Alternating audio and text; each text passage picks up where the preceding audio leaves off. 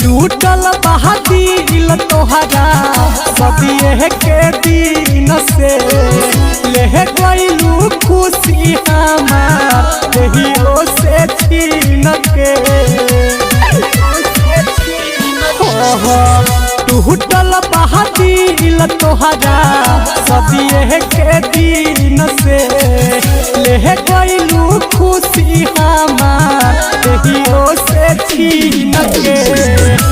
भइल रहता हरदम सुन हमर नस हो छोरी के गइलू जब से तू ससुराल तब से रोज रोज लेतानी हम रस हो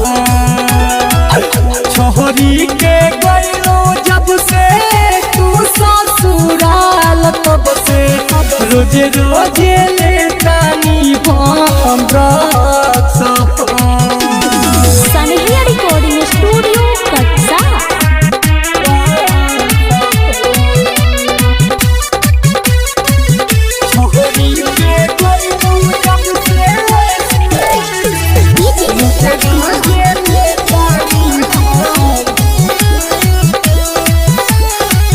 बानी पहागलाए हे वाला पागल खाना जाए हे वाला लगता कि फेल होई हाद हो लगे तुहरा जाए हे वाला बाटे छापाए हे वाला हमारा सारा धावा के काद हो पहाटी मनई हो सबके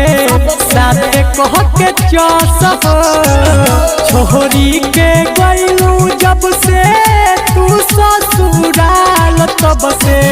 रोज रोज लेतानी हम रस हो छोरी के गइलू जब से तू ससुराल तब से रोज रोज लेतानी हम रस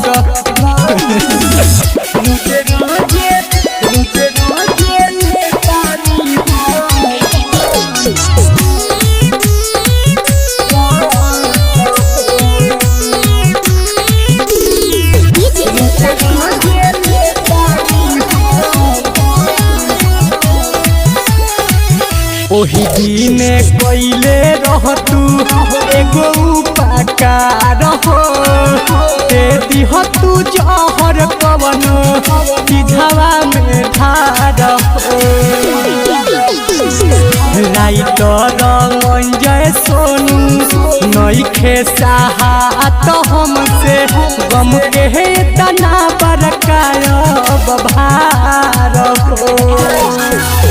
दीपक दीवाना बन जस रहल तस हो छोरी के गइलू जब से तू ससुराल तब से रोज रोज लेतानी हम रस हो छोरी के गइलू जब से तू ससुराल तब से रोज रोज लेतानी सनहिया रिकॉर्डिंग स्टूडियो कटसा।